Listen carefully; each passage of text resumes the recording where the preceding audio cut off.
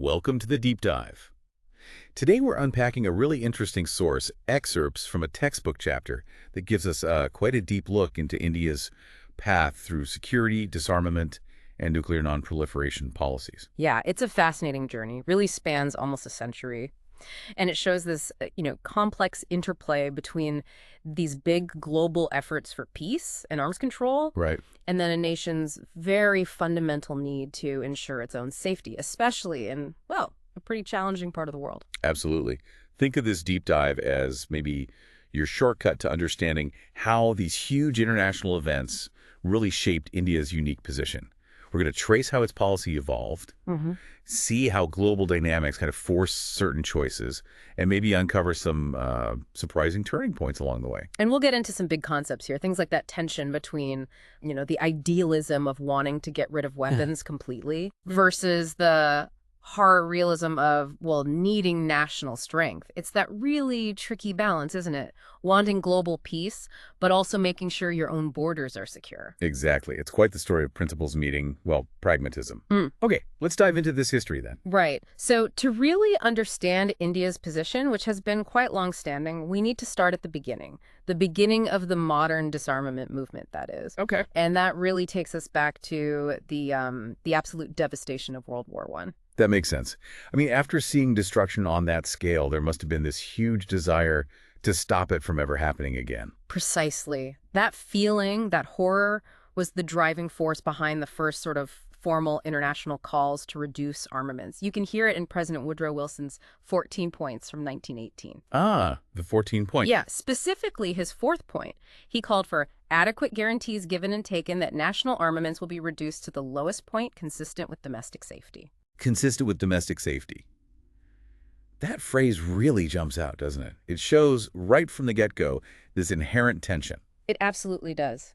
Between the ideal, the hope of disarmament, and the practical reality of national security. So the thinking back then was basically, if weapons cause wars, getting rid of them prevents wars. That was the underlying philosophy, yes. Quite idealistic, perhaps, but understandable given the context. And the source mentions the Paris Peace Conference in 1919 actually accepted this idea, this principle. They went ahead and disarmed the defeated nations, like Germany, Right. with the stated goal that this was just the first step, enabling everyone else to limit their arms later. And they even wrote this commitment into the League of Nations Covenant. Article 8 is the key one here. It says members recognize that maintaining peace required reducing national armaments. Again, to the lowest point consistent with national safety. There's that phrase again. It keeps coming. It does. Yeah. And they pledged not to increase arms without the League Council's permission. The Council was supposed to figure out the plans for these reductions. So the framework was sort of there, but the source also points out that they set up committees, a permanent commission, a temporary mixed commission, a preparatory commission. Oh, these bodies. Yeah. But none of them actually resulted in any, significant real disarmament progress across the board. Which brings us to a pretty major turning point, or maybe a major failure. The 1932 Disarmament Conference, it failed, and then Germany withdrew from it in 1933. Okay.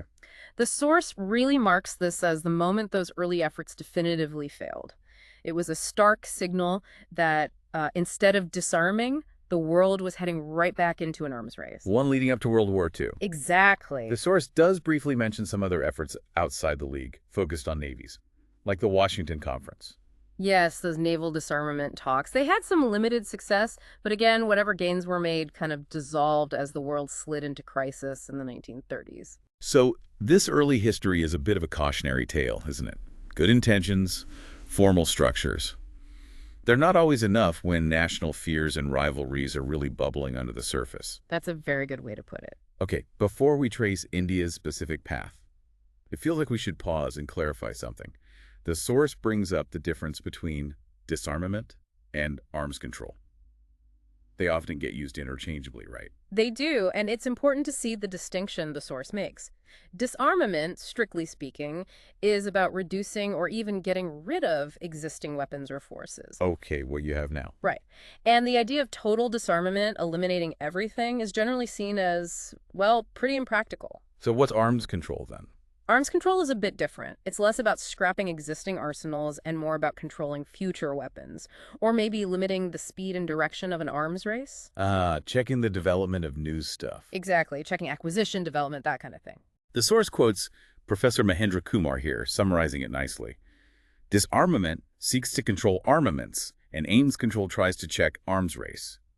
Sort of clicks, put like that. It's a neat summary, and the source highlights that ideally these two approaches should work together for world peace. I mean, just reducing existing weapons isn't enough if countries can just build newer, better ones, right? Yeah, makes sense. And just controlling future weapons doesn't really address that core argument that having any arms increases the risk of war in the first place. So you kind of need both. Although the source does note that nowadays people often just say disarmament and arms control together, meaning the whole general effort to limit weapons for peace. Right, the terms have become a bit blurred in common usage. Okay, so now let's bring India into this picture. The source really emphasizes that India's policy has been remarkably consistent since independence in 1947. It has strong support for both disarmament and arms control efforts right from the start. And why was that? What was the driving force? According to the source, it really stems from a deep-seated belief in peace and this conviction that reducing weapons is absolutely essential, both for avoiding war and ultimately for ensuring security. And specifically on nuclear weapons. Total abolition. India believed right from the beginning that nuclear weapons should be completely eliminated. And this wasn't just, rhetoric. The source says India was actually the first country to make a formal, specific call for a ban on nuclear testing. That's right. Prime Minister Nehru, way back in April 1954, stood up in the Lok Sabha, the Indian parliament, and called for an immediate standstill agreement between the superpowers. A standstill on testing. Yes, until the UN could work out a more comprehensive agreement. Wow, 1954. That's pretty early. Less than a decade after Hiroshima and Nagasaki, and right when the dangers of nuclear testing were becoming terrifyingly clear. The source mentions the U.S. Operation Castle H-bomb test in '54. The fallout. And the radioactive fallout hitting that Japanese fishing boat. That must have really hammered home the urgency. It certainly did. And India followed up. In December 1954, they made a formal proposal for a total stop to all nuclear testing in the UN General Assembly. Did it go anywhere? Well, that specific proposal wasn't actually pushed to a vote right then, but interestingly, another Indian proposal made at the same time to set up a scientific committee to study the effects of radiation that one was unanimously adopted. So India was active, influential, raising these alarms very early on. Definitely. Playing a key role in getting these issues onto the international agenda. Okay, the source then quickly sketches out the formation of the nuclear club. The U.S. in 45, USSR 49, Britain 52, France 60, China 64. Right. And by 1995, the source notes, over 2,000 nuclear tests had been conducted globally, a huge number. Why were the nuclear weapons states, the NWS, doing all this testing? Well, for practical reasons from their perspective, figuring out if their bomb designs worked, making them more reliable, modernizing their arsenals, studying the effects, ensuring safety, that sort of thing. While the rest of the world, including India, was pushing for a test ban for very different reasons. Exactly. Curbing the arms race, both stopping more countries getting bombs, that's horizontal proliferation. Right. And stopping the existing powers from making bigger or better ones, vertical proliferation. Plus, preventing the environmental damage from fallout and, hoping to free up resources for development instead of weapons. All this pressure eventually led to some key treaties. The first big one the source talks about is the Partial Test Ban Treaty, the PTBT, in 1963. Correct. This one banned nuclear tests in the atmosphere, in outer space, and underwater. Basically everywhere except underground. So underground tests were still allowed? Yes, as long as they didn't cause radioactive debris to drift outside the testing country's borders. And the source notes this treaty came about right after the Cuban Missile Crisis in '62. Like the world took a deep breath and managed to agree on something. It certainly seems that way. A moment of near catastrophe perhaps spurred some action. India signed the PTBT. The source even calls it the first global agreement to protect the environment. Interesting label. Then came what's arguably the cornerstone treaty in this whole area. The Nuclear Non-Proliferation Treaty, the NPT, signed in 1968. Yes, the NPT, negotiated mainly by the U.S. and the USSR. Its core goals were, 1, stop the spread of nukes to countries that didn't have them, the non-nuclear weapon states, or NNWS. Okay. And 2, promote disarmament by the existing nuclear weapon states, the NWS. It was later extended indefinitely in 1995. And this is where India took a very different path. India famously refused to sign the NPT. Why? What was the core issue, according to the source? The source is crystal clear on this. India saw the NPT as fundamentally discriminatory. It basically created two classes of nations, the nuclear haves and the have-nots. How so? Well, it legally barred the NNWS from ever acquiring nuclear weapons. But crucially, it placed no binding time-bound obligation on the existing NWS to actually get rid of their weapons or even to stop developing new ones. So from India's viewpoint, it just locked in this power imbalance permanently. That was the perception, yes. And the source points out it also did nothing to address India's specific security worries, especially the threat from China, which had tested its first bomb just 4 years before the NPT was signed. Right, China wasn't even an initial signatory. No, the source mentions that even France and China held out for a long time. China only signed in 1992. Now, the NPT did have Article 6, didn't it? Where the NWS committed to pursue negotiations in good faith on disarmament. It did, but India viewed this as completely inadequate. The source uses the phrase, an unsigned promissory note. A promise without a deadline or any real enforcement. Exactly. Not enough of a guarantee for India to give up its own potential option in what it saw as a dangerous neighborhood. The source also briefly touches on a couple of later bilateral treaties between the U.S. and the USSR. The Threshold Test Ban Treaty, TTBT, in '74. Right, limiting underground tests to 150 kilotons. And the Peaceful Nuclear Explosion Treaty, PNET, in '76. Right. Both seem more about managing the U.S.-Soviet arms race. Primarily, yes. And both had delayed entries into force due to verification issues. They didn't fundamentally change the landscape for countries like India. So you see this pattern emerging. The big, idealistic push for total disarmament fails early on. Then you get these more limited treaties, often driven by the superpowers, and India consistently judges them based on whether they're truly comprehensive and, crucially, non-discriminatory. That's a very good summary of the trend. Which leads us perfectly into the big push for a comprehensive test ban treaty, the CTBT.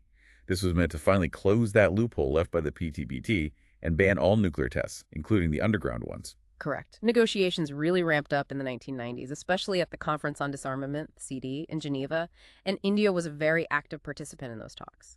What was India's position on the CTBT? Was it consistent with its past stance? Absolutely. India supported the idea of a total ban, seeing it as a necessary step towards global nuclear disarmament. But, and this is the crucial part, it vehemently opposed any treaty it viewed as discriminatory. So what did India want the CTBT to look like? India wanted a treaty that banned all tests, no loopholes, for all time, for all countries, including the existing NWS. Wow. And it wanted a verification system that was genuinely non-discriminatory. And importantly, the source adds, India wanted the CTBT to explicitly prevent the NWS from developing new types of nuclear weapons, these so-called third-generation weapons. Yes, that was a key objective to stop qualitative improvements, too. Now, this is where the source points out a really critical shift during the negotiations between about 1993 and 1996. Right. The priorities of the nuclear weapons states seemed to change. Initially, there was language suggesting the CTBT would contribute to both non-proliferation and nuclear disarmament. Okay. But by 1996, the NWS, particularly the United States, seemed much more focused just on the non-proliferation aspect, basically, stopping other countries from getting the bomb. Why the change? What does the source suggest? The source suggests that by '96, the U.S., for instance, felt it had conducted enough physical tests. They had developed advanced capabilities, sophisticated computer simulations, subcritical tests that don't produce a nuclear yield. Ah, so they didn't need full-scale explosive tests anymore to maintain or even improve their arsenal. That seems to be the implication. So banning physical tests became attractive because it would effectively freeze the capabilities of other countries that hadn't reached that level of technological sophistication yet. I see. And this shift directly leads to India's major objections to the final CTBT draft that emerged. Exactly. First, it wasn't linked in any meaningful, time-bound way to actual nuclear disarmament by the NWS. Still that unsigned promissory note problem. Still no concrete plan for the haves to give up their weapons. Right. And second, India saw it as deeply discriminatory in practice. The source quotes Jasjit Singh, arguing it essentially allowed the NWS to continue refining and developing weapons using these non-explosive methods. Like simulations. Simulations, maybe even transferring technology, while completely banning any kind of test that a non-nuclear state might need to develop even a basic deterrent. He called it a license to proliferate vertically, The existing powers improving their stuff. without effectively banning horizontal proliferation. New countries getting bombs. Hmm. So it seemed to only block one path while leaving the other wide open for the established powers. That was certainly India's interpretation, and there was another huge sticking point highlighted in the source, the entry into force clause. What was that about? This clause was unusual. It basically said the treaty couldn't legally come into effect until 44 specific countries ratified it, and that list included India, primarily because it had nuclear research and power reactors. So India felt singled out. India saw it as blatant coercion, an attempt to force its signature on a treaty it fundamentally disagreed with on principle. So what did India do? Well, it pushed back. The source says India proposed amendments. They wanted to explicitly link the CTBT to a phased disarmament plan and change that entry into force mechanism. Were the amendments considered? Apparently, they were ignored, which led India to reject the final draft treaty text outright. And in the Conference on Disarmament, India actually voted against transmitting the treaty text forward, using what the source calls a double veto available in that forum's procedures. But that veto didn't kill the treaty, did it? No. The source explains how Australia then took the treaty text directly to the UN General Assembly in 1996, bypassing the deadlocked CD. Ah, a different venue. Exactly. And in the UNGA, the CTBT was adopted by a massive majority, 158 votes in favor. Only 3 countries voted against it: India, Bhutan, and Libya. This effectively nullified India's veto power within the CD process. So the treaty was adopted despite India's objections. What happened next? It was open for signature. The U.S., under President Clinton, signed first. But, significantly, the U.S. Senate refused to ratify the treaty in 1999. Which basically put the treaty's future into limbo. Right. If the U.S. wouldn't ratify. Precisely. It raised huge questions about its viability. Meanwhile, Pakistan, which had actually voted for the CTBT in the UNGA, stated it wouldn't sign unless India did.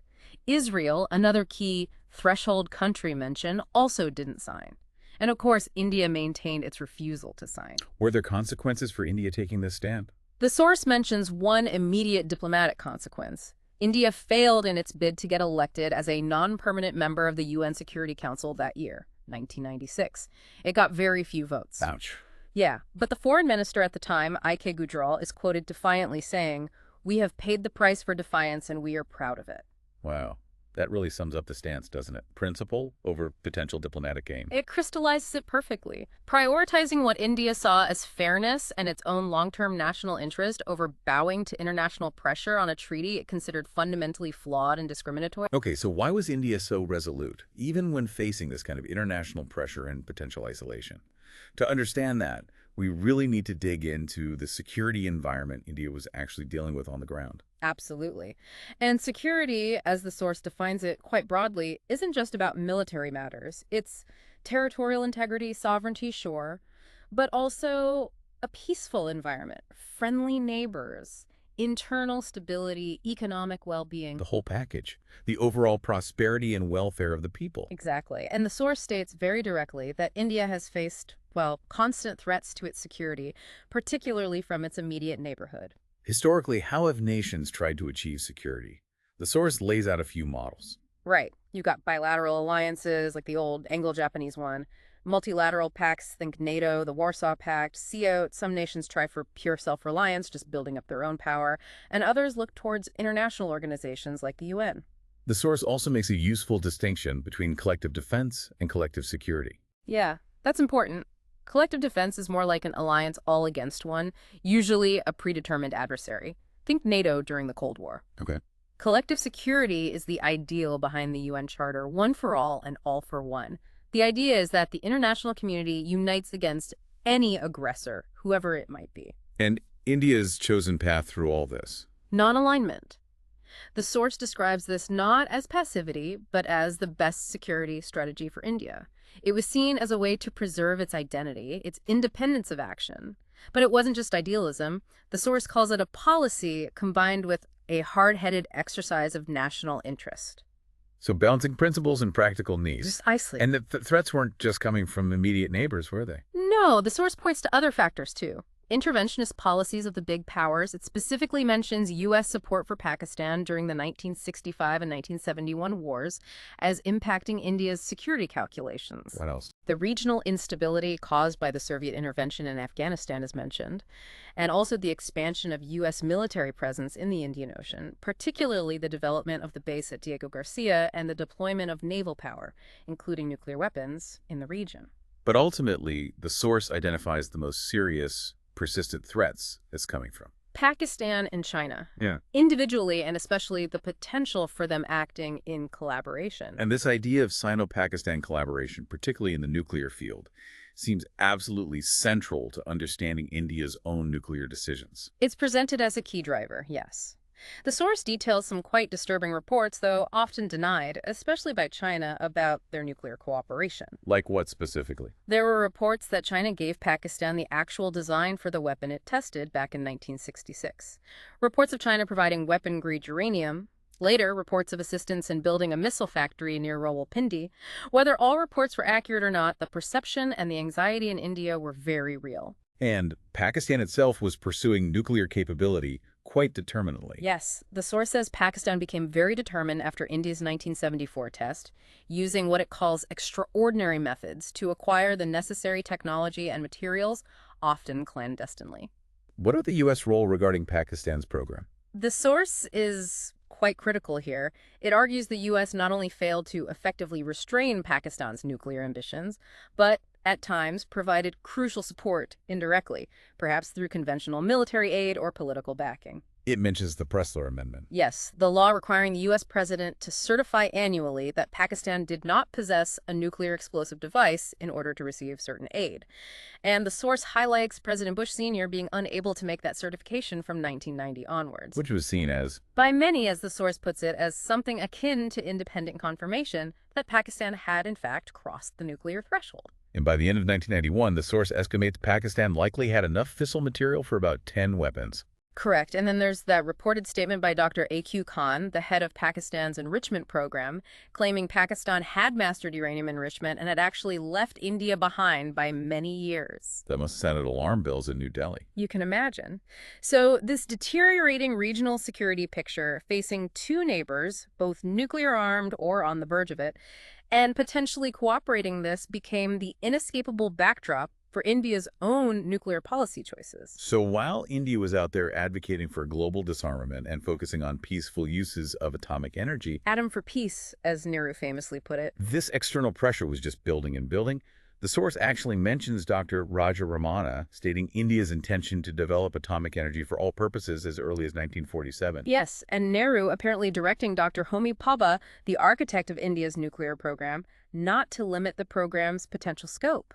So there was an underlying awareness of the strategic possibilities right from the start. It seems so. India's early policy is described as one of deliberate ambiguity. Publicly, the emphasis was firmly on peaceful applications. But behind the scenes, hints were dropped that the nuclear option was being kept open.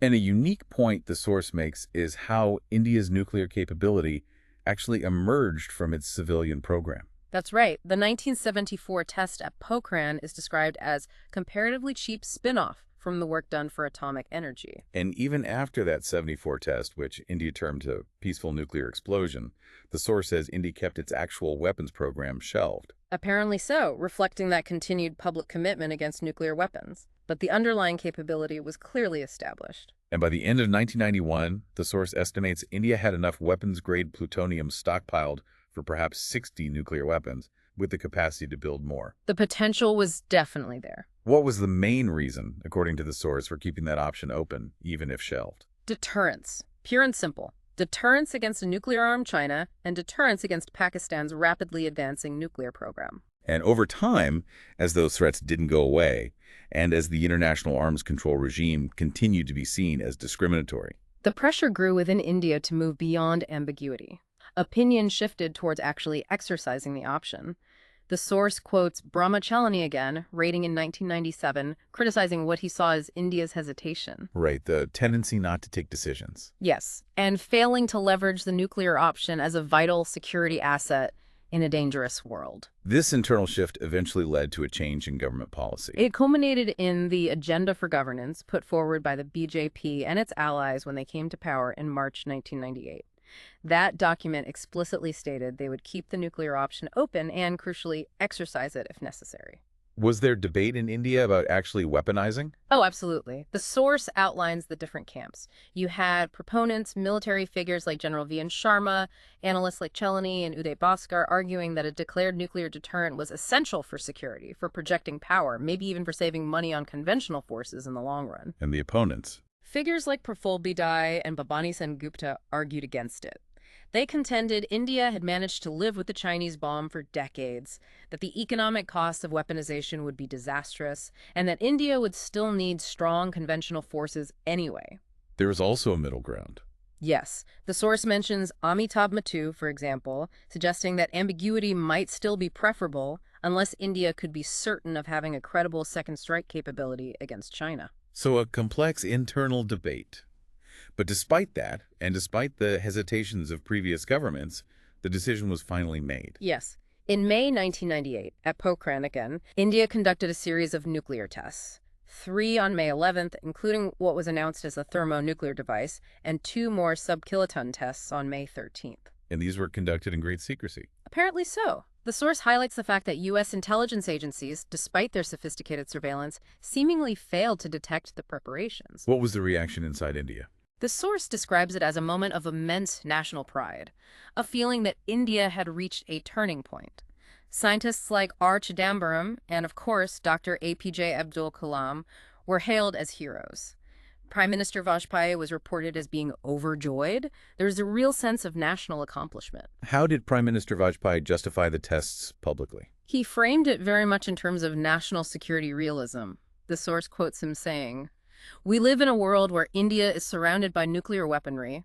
No responsible government can formulate a security policy on abstract principles." Basically saying India couldn't afford idealism anymore. That's the message. He reiterated that India couldn't rely on what it saw as a discriminatory global regime.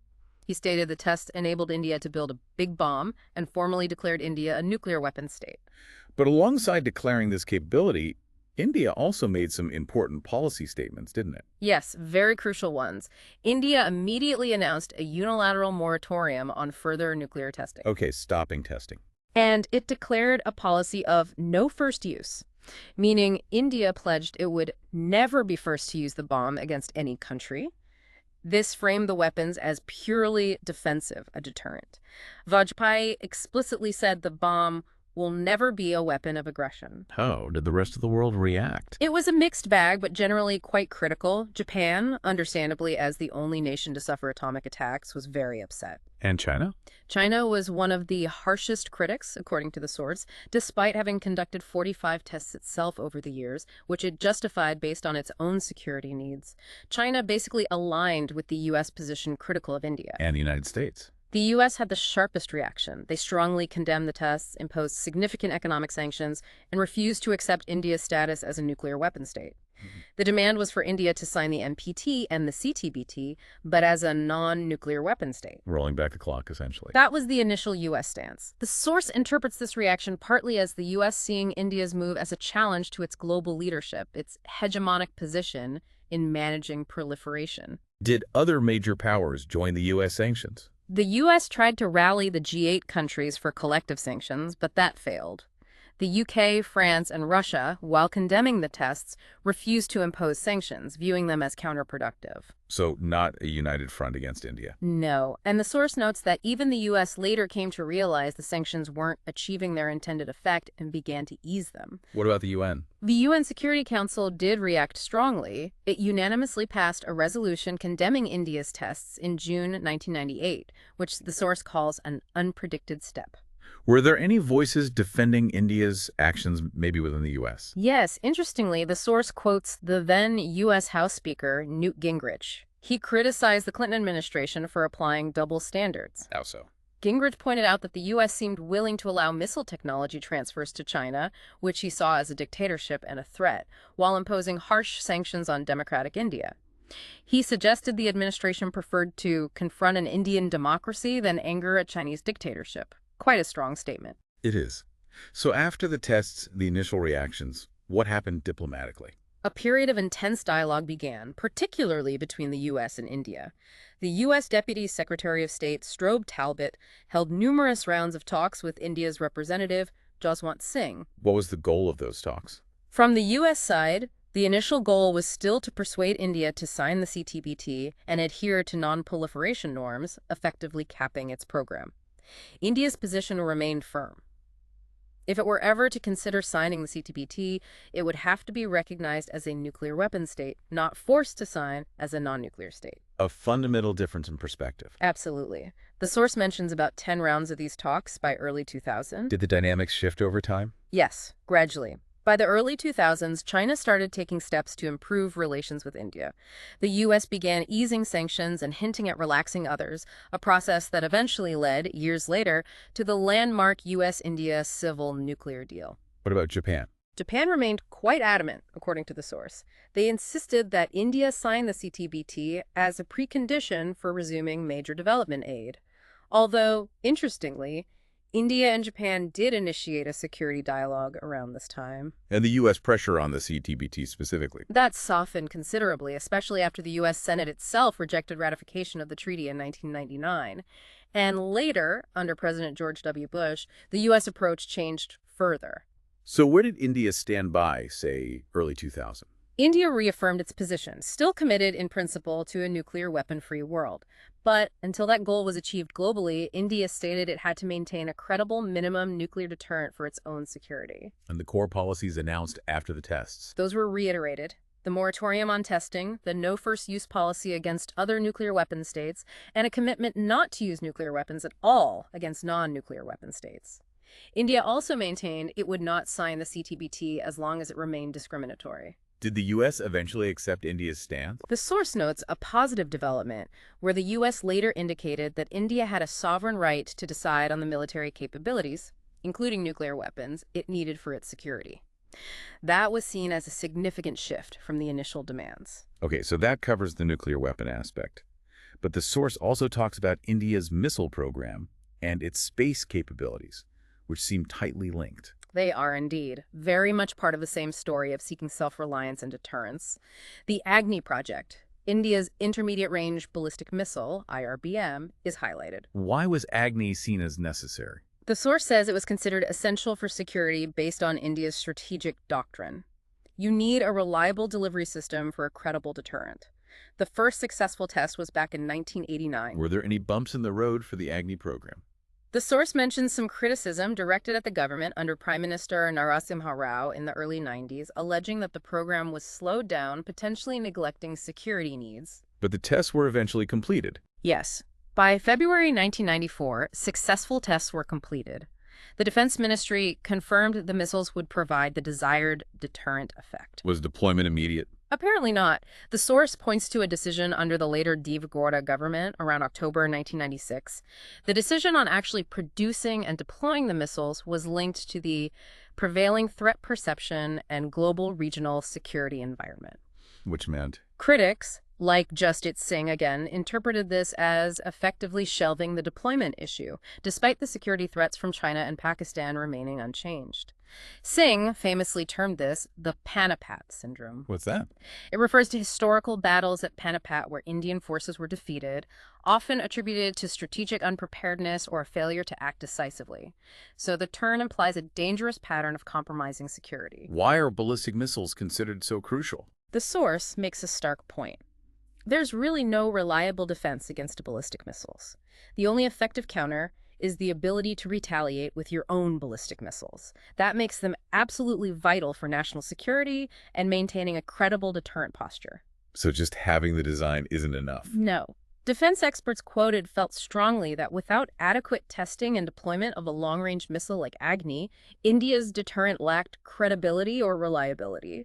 The Agni project needed to reach its logical conclusion, actual deployment. Otherwise, India remained vulnerable to pressure or coercion from adversaries who did have deployed missiles. Dr. APJ Abdul Kalam's view is also cited here. Yes, from late 1996.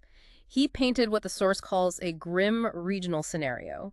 India is situated between two nuclear neighbors who possess missile delivery systems and in a wider neighborhood bristling with missiles. What was his conclusion? He argued forcefully that a nation's ability to pursue an independent foreign and security policy depends fundamentally on self-reliance in its defense systems. His famous quote is mentioned, "Strength respects strength, and technology determines strength." He stressed the need for national will to achieve that strength. He also connected this to the broader issue of technology control regimes. Yes, he saw a pattern of discrimination. The NPT allowed only a few nations to have nuclear weapons. Then those same nations pushed for the CTBT only after they felt they'd done enough testing themselves. Then they pushed for a Fissile Material Cutoff Treaty, FMCT, only after they'd built up large stockpiles of fissile material. So the haves setting rules to keep the have-nots behind. That was his interpretation, yes. That the real game plan was to maintain a technology gap and ensure the continued dependence of developing nations. The clear recommendation from this viewpoint. India absolutely needed its own IRBM deterrent, like Agni, and had to continue developing its missile capabilities through the Integrated Guided Missile Development Program, IGMDP, to ensure it could meet security threats independently without relying on others. This drive for self-reliance leads into the final major development the source covers: India becoming a space power. Exactly. In April 2001, India successfully launched its own geosynchronous satellite launch vehicle, the GSLV, carrying an experimental satellite. Which was a big deal. A huge deal. It put India into a very exclusive club, joining the US, Russia, the European Space Agency, Japan, and China countries capable of launching heavy satellites into geostationary orbit. And this wasn't overnight. No, the source credits it to over 30 years of dedicated work by ISRO, the Indian Space Research Organization, developing satellites and rocket technology. The key achievement of GSLV was breaking India's dependence on foreign launch providers for its heavier satellites. Saving money and gaining independence. Precisely. It saved India significant foreign exchange. The source mentions figures around $300 crore per launch previously paid to others. It also positioned India to compete in the multi-billion-dollar global commercial launch market. And the strategic implication. Critically important. The capability to launch heavy satellites into high orbits inherently demonstrates the technological capacity needed to launch intercontinental ballistic missiles, ICBMs, should India ever choose to develop them. It solidified India's self-sufficiency across the board: satellites, rocketry, launch vehicles, a major strategic and commercial milestone. Okay, so stepping back from all these details, what does this entire deep dive really reveal about India's complex journey? Well, I think we've clearly seen how those initial, almost idealistic global hopes for disarmament, born after World War I, repeatedly crashed against the hard rocks of national security concerns and, frankly, power politics. Right, and we've traced India's position through that, remarkably consistent in many ways. Always advocating for total disarmament, pushing early for things like a comprehensive test ban. But drawing a very firm line when it came to treaties, it saw as discriminatory. Treaties like the NPT and the final version of the CTBT, which seemed designed to maintain the status quo power structure. We've also really explored the specific, difficult security environment India found itself in, those persistent threats from neighbors, the complexities of big power interventions in the region. And critically, that escalating nuclearization right next door, particularly the Sino-Pakistan cooperation, which clearly played a massive role in India's calculations. And ultimately, we saw how all these factors, the external threats, the perceived unfairness of the global regime, despite India's own preference for peaceful nuclear energy and its disarmament ideals, how they built up over decades. Leading to that pivotal strategic decision in 1998 to keep and then finally exercise the nuclear option, framing it as an unavoidable necessity for national security and credible deterrence. It's really a journey from Nehru's early call for a testing standstill all the way to becoming a declared nuclear weapons state and a major space power. It's not a simple straight line at all. Not at all. It's a story, really, of a nation constantly trying to balance its foundational ideals, peace, disarmament, with what it perceived as the inescapable requirements for survival and sovereignty in a very tough neighborhood and a world often defined by power disparities. It's a powerful illustration, isn't it, of how international relations work in practice. That constant tension between the push for global norms and the fundamental drive for national self-preservation. Absolutely. And perhaps here's something for you, the listener, to think about after this deep dive.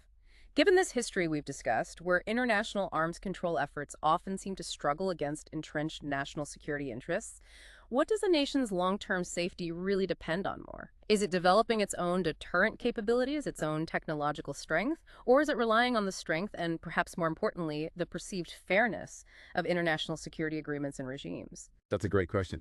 And how do those two paths, self-reliance versus international regimes, which often seem to pull in opposite directions, actually interact and influence each other in the messy reality of world politics? Something to definitely mull over.